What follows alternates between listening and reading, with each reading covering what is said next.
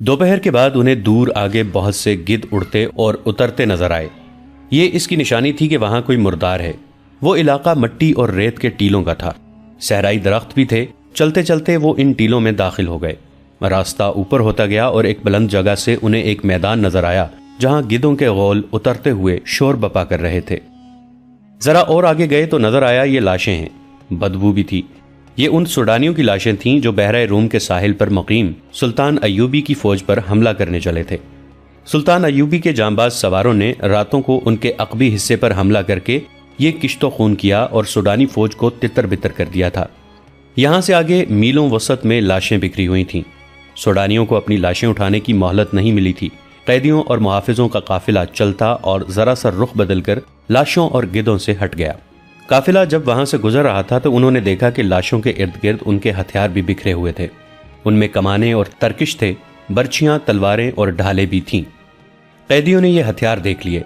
उन्होंने आपस में बातें की और रॉबिन ने उस लड़की से कुछ कहा जिसने मिस्री कमांडर पर कब्जा कर रखा था। लाशें और हथियार दूर दूर तक फैले हुए थे। दाएं तरफ टीलों के करीब सरसब्ज जगह थी। पानी भी नजर आ रहा था। सब्जा टीलों के ऊपर तक गया हुआ था। लड़की ने कमांडर को इशारा किया तो वो उसके करीब चला गया। लड़की ने कहा, यह जगह बहुत अच्छी है, यहीं रुक जाते हैं। मिस्री ने काफिले का रुख फेर दिया और सरसब्ज टीले के करीब पानी के चश्मे पर जा रुका। रात यहीं बसर करना थी। जब घोड़ों और ऊंटों से उतरे जानवर पानी पर टूट पड़े। रात गुजारने के लिए अच्छी जगह देखी जाने लगी। वो टीलों के दरमियान जगह कुशादा भी थी और वहां सब्जा भी था। यही जगह मुंतखब कर ली गई। जब रात का अंधेरा गहरा हुआ तो सब सो गए। मिस्री जाग रहा था और लड़की भी जाग रही थी। इस रात उसे खास तौर पर जागना और मिस्री कमांडर को पूरी तरह मदहोश करना था। उसे जब खराटों की आवाजें सुनाई देने लगीं तो अपने मिस्री के पास चली गई। उस लड़की की खातिर वो सबसे अलग और दूर हटकर लेटा था। लड़की उसे टीले की ओट में ले गई और वहां से और ज्यादा दूर जाने की ख्वाहिश जाहिर की। मिस्री इसकी ख्वाहिशों का गुलाम हो गया था। उसे एहसास तक न था कि आज रात लड़की उसे एक खास मकसद के लिए दूर ले जा रही है। वो उसके साथ साथ चलता रहा और लड़की उसे 3 टीलों से भी परे ले गई। वो रुकी और मिस्री को बाहों में ले लिया। मिस्री बेखुद हो गया। उधर रॉबिन ने जब देखा कि कमांडर जा चुका है और दूसरे मुहाफिज गहरी नींद सोए हुए हैं तो उसने लेटे लेटे अपने एक साथी को जगाया। उसने साथ वाले को जगाया। इस तरह रॉबिन के चारों साथी जाग उठे। मुहाफिज उनसे जरा दूर सोए हुए थे। मिस्री कमांडर को लड़की ने इतना बेपरवाह कर दिया था कि रात को वो संतरी खड़ा नहीं करता था। पहले रॉबिन पेट के बल रिंगता मुहाफिजों से दूर चला गया। उसके बाद उसके चारों साथी भी चले गए। टीले की ओट में होकर वो तेज तेज चलने लगे और लाशों तक पहुंच गए। टटोल टटोल कर उन्होंने 3 कमाने और तरकिश उठाए और एक एक बर्ची उठा ली। इसी मकसद के लिए उन्होंने लड़की से कहा था कि वो कमांडर से कहे कि यहां पड़ाव किया जाए। वो हथियार लेकर वापस हुए। अब वो इकट्ठे थे। वो सोए हुए मुहाफिजों के करीब जा खड़े हुए। रॉबिन ने एक मुहाफिज के सीने में बर्छी मारने के लिए बर्छी जरा ऊपर उठाई। बाकी चार भी एक एक मुहाफिज के सर पर खड़े थे। ये निहायत कामयाब चाल थी। वो बैक वक्त 4 मुहाफिजों को खत्म कर सकते थे और बाकी 11 के संभलने तक उन्हें भी खत्म करना मुश्किल नहीं था। पीछे 3 शुतरबान थे और मिस्री कमांडर। वो आसान शिकार थे। रॉबिन ने जूं ही बर्छी ऊपर उठाई, जन्नाटा से सुनाई दिया और एक तीर रॉबिन के सीने में उतर गया और उसके साथ ही एक तीर रॉबिन के उस साथी के सीने में लगा। वो डोले और उनके 3 साथी अभी देख ही रहे थे कि ये क्या हुआ कि 2 और तीर आए और 2 और कैदी ऊंधे हो गए। आखिरी कैदी भागने के लिए पीछे को मुड़ा तो एक तीर उसके पहलू में उतर गया। ये काम इतनी खामोशी से हो गया कि इन मुहाफिजों में से किसी की आंख ही न खुली जिनके सरों पर मौत आन खड़ी हुई थी। तीरंदाज आगे आए। उन्होंने मशलें रोशन की। ये वो 2 मुहाफिज थे जिन्होंने अपने कमांडर से कहा था कि उन्हें मंजिल पर जल्दी पहुंचना चाहिए। वो दयानतदार थे। वो सोए हुए थे। जब चारों कैदी उनके करीब से गुजरे तो उनमें से एक की आंख खुल गई थी। उसने अपने साथी को जगाया और कैदियों का ताक़ुब दबे पांव किया। उन्होंने ये इरादा किया था कि अगर कैदियों ने भागने की कोशिश की तो उन्हें तीरों से खत्म कर देंगे, मगर इससे पहले वो देखना चाहते थे कि ये क्या करते हैं। अंधेरे में उन्हें जो कुछ नजर आ रहा था वो देखते रहे। कैदी हथियार उठाकर वापस आए तो दोनों मुहाफिज आकर टीले के साथ छुपकर बैठ गए। जो ही कैदियों ने मुहाफिजों को बर्छियां मारने के लिए बर्छियां उठाई, उन्होंने तीर चला दिए। फिर चारों को खत्म कर दिया। उन्होंने अपने कमांडर को आवाज दी तो उसे लापता पाया। इस आवाज से लड़कियां जाग उठीं और बाकी मुहाफिज भी जाग गए। लड़कियों ने अपने आदमियों की लाशें देखी। हर एक लाश में एक एक तीर उतरा हुआ था। लड़कियां खामोशी से लाशों को देखती रहीं। उन्हें मालूम था कि ये आदमी आज रात क्या करेंगे। मिस्री कमांडर वहां नहीं था और एक लड़की भी गायब थी। मुहाफिजों को मालूम नहीं था कि जब इन कैदी जासूसों के सीनों में तीर दाखिल हुए थे, बिल्कुल उसी वक्त उनके मिस्री कमांडर की पीठ में एक खंजर उतर गया था। उसकी लाश तीसरे टीले के साथ पड़ी थी। उस रात सहरा की रेत खून की प्यासी मालूम होती थी। मिस्री कमांडर अपने मुहाफिज दस्ते और कैदियों से बेखबर उस लड़की के साथ चला गया और लड़की इसे खासा दूर ले गई थी। उसे मालूम था कि उसके साथी एक खूनी ड्रामा खेलेंगे। लड़की मिस्री को एक टीले के साथ लेके बैठ गई। उसी टीले से जरा परे बालियान और उसके 6 मुहाफिजों ने पड़ाव डाल रखा था। उनके घोड़े कुछ दूर बंधे हुए थे। बालियान मूबी को साथ लिए टीले की तरफ आ गया था। उसके हाथ में शराब की बोतल थी। मूबी ने नीचे बिछाने के लिए दरी उठा रखी थी। बालियान मुहाफिजों से दूर जाकर ऐशो इशरत करना चाहता था। उसने दरी बिछा दी और मूबी को अपने साथ बिठा लिया। वो बैठे ही थे कि रात के सकूत में उन्हें करीब से किसी की बातों की आवाजें सुनाई दी। वो चौंके और दम साध कर सुनने लगे। आवाज किसी लड़की की थी। बालियान और मूबी दबे पांव उस तरफ आए और टीले की ओर से देखा। उन्हें 2 साहिब बैठे हुए नजर आए। साफ पता चलता था कि एक औरत है और एक मर्द। मूबी और ज्यादा करीब हुई और गौर से बातें सुनने लगी। मिस्री कमांडर के साथ उस लड़की ने ऐसी वाजे बातें की कि मूबी को यकीन हो गया कि ये उसकी साथी लड़की है और यह भी वाजे हो गया कि उसे काहिरा ले जाया जा रहा है। मिस्री ने जो हरकतें और बातें की वो तो बिल्कुल ही साफ थीं। किसी शक की गुंजाइश नहीं थी। मूबी जान गई कि मिस्री इस लड़की को इसकी मजबूरी के आलम में अय्याशी का जरिया बना रहा है। मूबी ने यह बिल्कुल ना सोचा कि इर्द गिर्द कोई और भी होगा और उसने जो इरादा किया है उसका नतीजा क्या होगा। उसने पीछे हटकर बालियान के कान में कहा, यह मिस्री है और मेरे साथ की एक लड़की के साथ ऐश कर रहा है। इस लड़की को बचा लो। ये मिस्री तुम्हारा दुश्मन है और लड़की तुम्हारी दोस्त। उसने बालियान को और ज्यादा भड़काने के लिए कहा, यह बड़ी खूबसूरत लड़की है, इसे बचा लो और अपने सफरी हरम में इजाफा कर लो। बालियान शराब पिए हुए था। उसने कमरबंद से खंजर निकाला और बहुत तेजी से आगे बढ़कर खंजर मिस्री कमांडर की पीठ में घोंप दिया। खंजर निकालकर उसी तेजी से एक और वार किया। लड़की मिस्री से आजाद होकर उठ खड़ी हुई। मूबी दौड़ी और उसे आवाज दी। वो दौड़कर मूबी से लिपट गई। मूबी ने उससे पूछा कि दूसरी कहाँ है। उसने रॉबिन और दूसरे साथियों के मुतालिक भी बताया और यह भी कि 15 मुहाफिजों के पहरे में है। बालियान दौड़ता गया और अपने 6 साथियों को बुला लाया। उनके पास कमाने और दूसरे हथियार थे। इतने में कैदियों के मुहाफिजों में से एक अपने मिस्री कमांडर को आवाजें देता इधर आ गया। बालियान के एक साथी ने तीर चलाया और उस मुहाफिज को खत्म कर दिया। वो लड़की उन्हें अपनी जगह ले जाने के लिए आगे आगे चल पड़ी। बालियान को आखिरी टीले के पीछे रोशनी नजर आई। उसने टीले की ओट में जाकर देखा, वहां बड़ी बड़ी 2 मशालें जल रही थीं। उनके डंडे जमीन में गड़े हुए थे। उनके ऊपर वाले सरों पर तेल में भिगोए हुए कपड़े लिपटे हुए थे जो जल रहे थे। बालियान अपने साथियों के साथ अंधेरे में ही था। उसे रोशनी में 5 लड़कियां अलग खड़ी नजर आ रही थीं और मुहाफिज भी दिखाई दे रहे थे। उनके दरमियान 5 लाशें पड़ी थीं जिनमें तीर उतरे हुए थे। मूबी और दूसरी लड़की की सिसकियां निकलने लगीं। मूबी के उकसाने पर बालियान ने अपने साथियों से कहा कि तुम्हारा शिकार है, तीरों से खत्म कर दो। इनकी तादाद अब 14 थी। ये उनकी बदकिस्मती थी कि वो रोशनी में थे। बालियान के साथियों ने कमानों में तीर डाले। तमाम तीर एक ही बार कमानों से निकले। दूसरे ही लम्हे कमानों में 6 और तीर आ चुके थे। एक ही बार कैदियों के 6 मुहाफिज खत्म हो गए। बाकी अभी समझ ही ना सके थे कि ये तीर कहां से आए हैं। 6 और तीरों ने 6 और मुहाफिजों को गिरा दिया। बाकी 2 रह गए थे। उनमें से एक अंधेरे में गायब हो गया। दूसरा जरा सुस्त निकला। वो भी सूडानियों के बैक वक्त 3 तीरों का शिकार हो गया। 3 शुतरबान रह गए थे जो सामने नहीं थे। वो अंधेरे में कहीं इधर उधर हो गए थे। मशालों की रोशनी में अब लाशें ही लाशें नजर आ रही थीं। हर लाश एक एक तीर लिए हुए थी और एक में 3 तीर पैवस्त थे। मूबी दौड़कर लड़कियों से मिली। इतने में उन्हें एक घोड़े के सर पर दौड़ने की आवाजें सुनाई दी जो दूर निकल गईं। बालियान ने कहा, यहां रुकना ठीक नहीं। इनमें से एक बचकर निकल गया है। वो काहिरा की समत गया है। फौरन यहां से निकलो। उन्होंने मुहाफिजों के घोड़े खोले और अपनी जगह गए। वहां जाकर देखा कि एक घोड़ा बमाजीन गायब था। उसे बचकर निकल जाने वाला मुहाफिज ले गया था। वो अपने घोड़ों तक नहीं जा सका था। छुपकर उधर चला गया जहां उसे 8 घोड़े बंधे नजर आए। जीनें पास ही पड़ी थीं। उसने एक घोड़े पर जीन कसी और भाग निकला। बालियान ने 14 घोड़ों पर जीनें कसवाईं। सामान 2 घोड़ों पर लादा बाकी घोड़े साथ लिए और रवाना हो गए। लड़कियों ने मोबी को सुनाया कि उन पर क्या बीती है और उन्हें कहाँ ले जाया जा रहा था। उन्होंने ये भी बताया कि रॉबिन और उसके साथी लाशों के हथियार उठाने गए थे, मगर मालूम नहीं वो किस तरह मारे गए। मोबी ने कहा, अयूबी के कैंप में मेरी और रॉबिन की मुलाकात अचानक हो गई थी। उसने कहा था कि मुझे यूं नजर आ रहा है कि यसू मसीह को हमारी कामयाबी मंजूर है, वरना हम इस तरह खिलाफ तवक्को न मिलते। आज हमारी मुलाकात बिल्कुल खिलाफ तवक्को हो गई है, लेकिन मैं ये नहीं कहूंगी कि यसू मसीह को हमारी कामयाबी मंजूर है। खुदा यसू मसीह हमसे नाराज मालूम होता है। हमने जिस काम में हाथ डाला वो चौपट हुआ। बहरा रूम में हमारी फौज को शिकस्त हुई और मिस्र में हमारी दोस्त सुडानी फौज को शिकस्त हुई। इधर रॉबिन और क्रिस्टोफर जैसे दलेर और काबिल आदमी और उनके इतने अच्छे साथी मारे गए। मालूम नहीं हमारा अंजाम क्या होगा।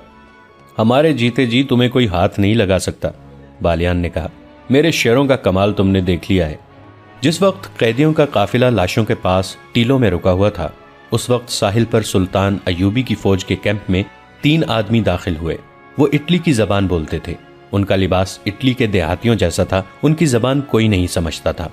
इटली के जंगी कैदियों से मालूम किया गया। उन्होंने बताया कि ये इटली से आए हैं और अपनी लड़कियों को ढूंढते फिर रहे हैं। ये यहाँ के सालार से मिलना चाहते हैं। उन्हें बहाउद्दीन शद्दाद के पास पहुंचा दिया गया। सलाहुद्दीन अयूबी की गैर हाजिरी में शद्दाद कैंप कमांडर था। इटली का एक जंगी कैदी बुलाया गया। वो मिस्र की जबान भी जानता था। उसकी वसातत से इन आदमियों के साथ बातें हुई। इन 3 आदमियों में एक उधेड़ उम्र था और 2 जवान थे। तीनों ने एक ही जैसी बात सुनाई। तीनों की एक एक जवान बहन को सलीबी फौजी उनके घरों से उठा लाए थे। उन्हें किसी ने बताया था कि वो लड़कियां मुसलमानों के कैंप में पहुंच गई हैं। ये अपनी बहनों की तलाश में आए हैं। उन्हें बताया गया कि यहाँ 7 लड़कियां आई थीं। उन्होंने भी यही कहानी सुनाई थी, मगर 7 जासूस निकली। इन तीनों ने कहा कि हमारी बहनों का जासूसी के साथ कोई ताल्लुक नहीं है। हम तो गरीब और मजलूम लोग हैं। किसी से कश्ती मांगकर इतनी दूर आए हैं। हम गरीबों की बहनें जासूसी की जुर्रत कैसे कर सकती हैं? हमें इन 7 लड़कियों का कुछ पता नहीं। मालूम नहीं वो कौन होंगी। हम तो अपनी बहनों को ढूंढ रहे हैं। हमारे पास कोई और लड़की नहीं, शद्दाद ने बताया। यही 7 लड़कियां थीं जिनमें से एक लापता हो गई थी और बाकी 6 को परसों सुबह यहाँ रवाना कर दिया गया है। अगर उन्हें देखना चाहते हो तो काहिरा चले जाओ। हमारा सुल्तान रहमदिल इंसान है, तुम्हें लड़कियां दिखा देगा। नहीं, एक ने कहा, हमारी बहनें जासूस नहीं, वो 7 कोई और होंगी। हमारी बहनें समंदर में डूब गई होंगी या हमारे ही फौजियों ने उन्हें अपने पास रखा हुआ होगा। बहाउद्दीन शद्दाद नेक खसलत इंसान था। उसने इन देहातियों की मजलूमियत से मुतासिर होकर उनकी खातिर तवाज़ो की और उन्हें इज्जत से रुखसत किया। अगर वहां अली बिन सुफियान होता तो इन तीनों को इतनी आसानी से न जाने देता। उसकी सुराग रसा नजरें भांप लेती कि ये तीनों झूठ बोल रहे हैं। तीनों चले गए। किसी ने भी ना देखा कि वो कहाँ गए हैं। वो चलते ही गए और शाम तक चलते ही रहे। कैंप से दूर जहां कोई खतरा न था, वो चट्टानों के अंदर चले गए। वहां उन जैसे 18 आदमी बैठे उनका इंतजार कर रहे थे। इन तीनों में जो उधेड़ उम्र था वो मैग्ना नामेरियुस था। ये सलीबियों की वो कमांडो पार्टी थी जिसे लड़कियों को आज़ाद कराने और अगर मुमकिन हो सके तो सुल्तान अयूबी को कत्ल करने का मिशन दिया गया था। इन तीनों ने कैंप से कुछ और ज़रूरी मालूमात भी हासिल कर ली थीं। ये भी मालूम कर लिया था कि सलाहुद्दीन अयूबी यहाँ नहीं, काहिरा में है। शद्दाद के साथ बातें करते जहां उन्हें यह मालूम हो गया था कि लड़कियां काहिरा को रवाना कर दी गई हैं, वहां उन्होंने ये भी मालूम कर लिया था कि उनके साथ 5 मर्द कैदी भी हैं। ये पार्टी एक बड़ी कश्ती में आई थी।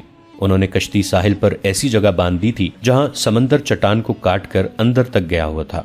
उन लोगों को अब काहिरा के लिए रवाना होना था, मगर सवारी नहीं थी। ये 3 आदमी जो कैंप में गए थे ये भी देख आए थे कि इस फौज के घोड़े और ऊंट कहाँ बंधे हुए हैं। उन्होंने ये भी देखा कि कैंप से जानवर चोरी करना आसान नहीं। 21 घोड़े या ऊंट चोरी नहीं किए जा सकते थे। अभी सूरज तुलू होने में बहुत देर थी। वो पैदल ही चल पड़े। अगर उन्हें सवारी मिल जाती तो वो कैदियों को रास्ते में ही जा लेने की कोशिश करते। अब वो ये सोचकर पैदल चले कि काहिरा में जाकर कैदियों को छुड़ाने की कोशिश करेंगे। सब जानते थे कि यह जिंदगी और मौत की मुहिम है। सलीबी फौज के सरबराह और शाहों ने उन्हें कामयाबी की सूरत में जो इनाम देने का वादा किया था वो इतना ज्यादा था कि कोई काम किए बगैर अपने कुंभों समेत सारी उम्र आराम और बेफिक्री की जिंदगी बसर कर सकते थे। मैग्ना नामेरियुस को जेल खाने से लाया गया था। उसे डाका जनी के जुर्म में 30 साल सजाए कैद दी गई थी। उसके साथ 2 और कैदी थे जिनमें से एक की सजा 24 साल और दूसरे की 27 साल थी। उस जमाने में कैद खाने कसाब खाने होते थे। मुजरिम को इंसान नहीं समझा जाता था। बड़ी जालिमाना मुशक्कत ली जाती थी और मवेशियों की तरह खाने को बेकार खुराक दी जाती थी। कैदी रात को भी आराम नहीं कर सकते थे। ऐसी कैद से मौत बेहतर थी। इन तीनों को इनाम के अलावा सजा माफ करने का वादा दिया गया था। सलीब पर हल्फ लेकर उन्हें पार्टी में शामिल किया गया था। जिस पादरी ने उनसे हल्फ लिया था उसने उन्हें बताया कि वो जितने मुसलमानों को कत्ल करेंगे उससे 10 गुना उनके गुनाह बख्शे जाएंगे, और अगर उन्होंने सलाहुद्दीन अय्यूबी को कत्ल किया तो उनके तमाम गुनाह बख्श दिए जाएंगे और अगले जहान खुदाए यसू मसीह उन्हें जन्नत में जगह देंगे। ये मालूम नहीं कि ये तीनों कैद खाने के जहन्नुम से आज़ाद होने के लिए मौत की इस मुहिम में शामिल हुए थे, या अगले जहान जन्नत में दाखिल होने के लिए, या इनाम का लालच उन्हें ले आया था, या वो नफरत जो उनके दिलों में मुसलमानों के खिलाफ डाली गई थी। बहरहाल वो अज़्म के पुख्ता मालूम होते थे और उनका जोशो खरोश बता रहा था कि वो कुछ करके ही मिस्र से निकलेंगे या जाने कुर्बान कर देंगे। बाकी 18 तो फौज के मुंतखब आदमी थे। उन्होंने जलते हुए जहाज़ों से जानें बचाई थीं और बड़ी मुश्किल से वापस गए थे। वो मुसलमानों से इस जिल्लत आमेज शिकस्त का इंतकाम लेना चाहते थे। इनाम का लालच तो था ही, यही जज्बा था जिसके जोश से वो अनदेखी मंजिल की समत पैदल ही चल पड़े। दोपहर के वक्त एक घोड़ा सवार सलाहुद्दीन अय्यूबी के हेडक्वार्टर के सामने जा रुका। घोड़े का पसीना छूट रहा था और सवार के मुंह से थकन के मारे बात नहीं निकल रही थी। वो घोड़े से उतरा तो घोड़े का सारा जिस्म बड़ी जोर से कांपा। घोड़ा गिर पड़ा और मर गया। सवार ने उसे आराम दिए बगैर और पानी पिलाए बगैर सारी रात और आधा दिन मुसलसल दौड़ाया था। सुल्तान अय्यूबी के मुहाफिजों ने सवार को घेरे में ले लिया, उसे पानी पिलाया और जब वो बात करने के काबिल हुआ तो उसने कहा कि किसी सालार या कमानदार से मिला दो। सुल्तान अय्यूबी खुद ही बाहर आ गए थे। सवार उन्हें देखकर उठा और सलाम करके कहा, सुल्तान का इकबाल बुलंद हो, बुरी खबर लाया हूं। सुल्तान अय्यूबी उसे अंदर ले गए और कहा, खबर जल्दी सुनाओ। कैदी लड़कियां भाग गई हैं, हमारा पूरा दस्ता मारा गया है। उसने कहा, मर्द कैदियों को हमने जान से मार दिया है, मैं अकेला बच के निकला हूं। मुझे ये मालूम नहीं कि हमलावर कौन थे। हम मशलों की रोशनी में और वो अंधेरे में थे। अंधेरे से तीर आए और मेरे तमाम साथी खत्म हो गए। ये कैदियों के मुहाफिजों के दस्ते का वो आदमी था जो अंधेरे में गायब हो गया था और सुडानियों का घोड़ा खोलकर भाग आया था। उसने घोड़े को बिला रोके सर पर दौड़ाया था और इतना तवील सफर आधे से भी थोड़े वक्त में तय कर लिया था। सुल्तान सलाहुद्दीन ने अली बिन सुफियान और फौज के एक नायब सालार को बुला लिया। वो आए तो उस आदमी से कहा कि अब वो सारी बात सुनाए। उसने कैंप से रवानगी के वक्त से बात शुरू की और अपने कमांडर के मुतालिक बताया कि वो एक कैदी लड़की के साथ दिल बहलाता रहा और कैदियों से लापरवाह हो गया। फिर रास्ते में जो कुछ होता रहा और आखिर में जो कुछ हुआ उसने सुना दिया, मगर वो ये ना बता सका कि हमला आवर कौन थे। सुल्तान अय्यूबी ने अली बिन सुफियान और नायब सालार से कहा, इसका मतलब ये है कि सलीबी छापा मार मिस्र के अंदर मौजूद हैं। हो सकता है, अली बिन सुफियान ने कहा, ये सहराई डाकू भी हो सकते हैं। इतनी खूबसूरत 6 लड़कियां डाकुओं के लिए बड़ी कशिश थी। तुमने इसकी बात गौर से नहीं सुनी, सुल्तान अय्यूबी ने कहा। उसने कहा है कि मर्द कैदी लाशों के हथियार उठा लाए थे और मुहाफिजों को कत्ल करने लगे थे। मुहाफिजों में से 2 ने उन्हें तीरों से हलाक कर दिया। इसके बाद उन पर हमला हुआ। इससे यही जाहिर होता है कि सलीबी छापा मार उनके ताक़ुब में थे। वो कोई भी थे सुल्तान मोहतरम, नायब सालार ने कहा। फौरी तौर पर करने वाला काम यह है कि उस अस्करी को रहनुमाई के लिए साथ भेजा जाए और कम से कम 20 घोड़ा सवार जो तेज रफ्तार हो ताक़ुब के लिए भेजे जाए। ये बाद की बात है कि वो कौन थे। मैं अपने एक नायब को साथ भेजूंगा, अली बिन सुफियान ने कहा। इस अस्करी को खाना खिलाओ, सुल्तान अय्यूबी ने कहा। इसे थोड़ी देर आराम कर लेने दो। इतनी देर में 20 सवार तैयार करो और ताक़ुब में रवाना करो। अगर जरूरत समझो तो ज्यादा सवार भेज दो। मैंने जहां से घोड़ा खोला था वहां 8 घोड़े बंधे हुए थे, मुहाफिज ने कहा। वहां कोई इंसान नहीं था, हमला आवर ही हो सकते हैं। अगर घोड़े 8 थे तो वो भी 8 ही होंगे। छापामारों की तादाद ज्यादा नहीं हो सकती, नायब सालार ने कहा। हम इंशाल्लाह उन्हें पकड़ लेंगे। ये याद रखो कि वो छापामार हैं, सुल्तान अय्यूबी ने कहा, और लड़कियां जासूस हैं। अगर तुम एक जासूस छापामार को पकड़ लो तो समझ लो तुमने दुश्मन के 2 अस्करी पकड़ लिए हैं। मैं एक जासूस को हलाक करने के लिए दुश्मन के 2 अस्करियों को छोड़ सकता हूँ। एक औरत किसी का कुछ नहीं बिगाड़ सकती, मगर एक जासूस और तखरीबकार औरत अकेली पूरे मुल्क का बेड़ा गर्क कर सकती है। ये लड़कियां बेहद खतरनाक हैं। अगर वो मिस्र के अंदर रह गईं तो तुम्हारा पूरा का पूरा लश्कर बेकार हो जाएगा। एक जासूस या जासूसा को पकड़ने या जान से मारने के लिए अपने 100 सिपाही कुर्बान कर दो। ये सौदा फिर भी सस्ता है। छापा मार अगर ना पकड़े जाएं तो मुझे परवाह नहीं, इन लड़कियों को हर कीमत पर पकड़ना है। जरूरत समझो तो तीरों से उन्हें हलाक कर दो, जिंदा निकल कर न जाएं। नादरीन, आज की किस्त में इतना ही। हमारी नई वीडियोस से बाखबर रहने के लिए हमारे इस चैनल को सब्सक्राइब करके नीचे मौजूद बेल आइकन को जरूर प्रेस कीजिएगा। आपसे मुलाकात होगी नई वीडियो के साथ। तब तक के लिए हमारा और आपका अल्लाह निगहबान।